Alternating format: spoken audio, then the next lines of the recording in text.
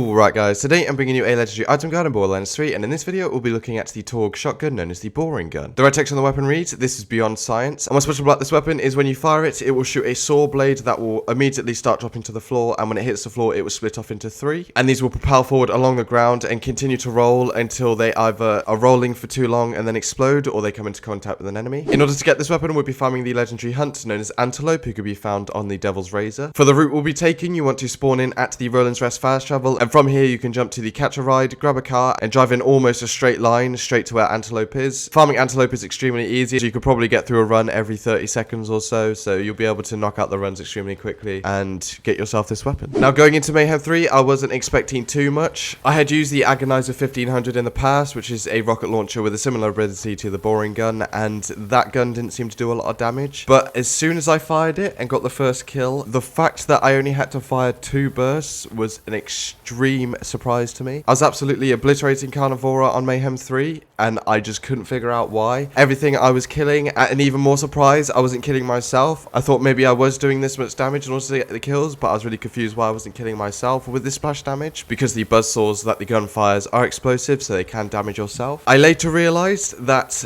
I was using the transformer, and the particular boring gun that I got was shock damage, so coincidentally, all of the damage that I was doing was being absorbed by my shield, the transformer, as that's what the transformer does. It absorbs 100% of shock damage, and not only that, it was healing me at the same time. So I was taking damage as I was going through, but any damage that I was dealing to enemies was being absorbed by my shield, and then it was also regenerating my shield for that amount, and because the amount was so high, it was basically keeping me at full shields the entire time. I'm actually really glad that this version dropped it, because if any other version had dropped, I probably wouldn't have noticed this amazing pairing, and I probably would be telling you a very different story about this gun right now. This gun can come in any element, so you could probably get a similar pairing with the radiation version of this and the red suit, though you probably won't last as long as you will as if you were to use this pairing, just because you won't be getting shield regeneration with the damage that you're taking. Any other version, like when I took the transformer off, would probably do the exact same damage, but you'll have to keep your distance before firing the gun, because the damage can be so large, the blast radius is so large, that you'll probably insta-down as soon as you fire the gun and it explodes on an enemy. As for little logistics on the gun, you definitely want to be a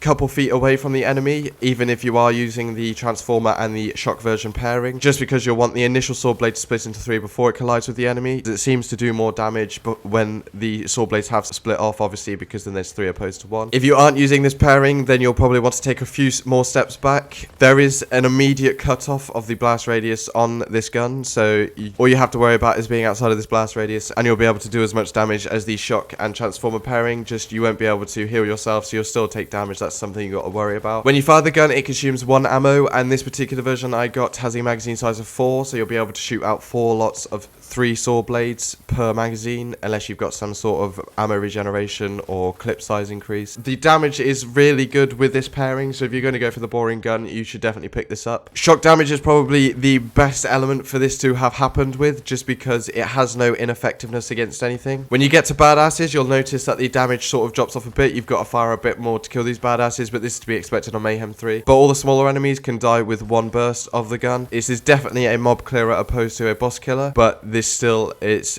an amazing gun to use, just because you have this great damage coupled with survivability on any character. All you need is a transformer and you're pretty much good to go. But other than that, that's it for the video, guys. I hope you found this useful. Make sure to subscribe for future legendary item guides on my channel, and yeah, see you in the next video.